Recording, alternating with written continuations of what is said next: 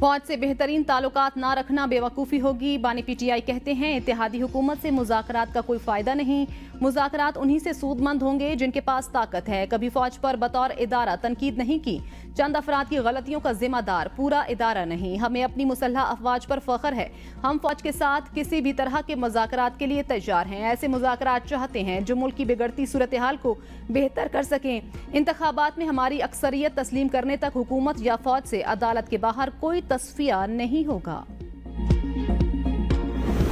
کراچی میں وقفے سے بارش کا سلسلہ جاری، کہیں موسلا دھار اور کہیں متعدل بارش، سڑکیں زیر آب آ گئیں۔ کئی گھنٹوں سے جاری بارش کے باعث نشیبی علاقے پانی میں ڈوب گئے۔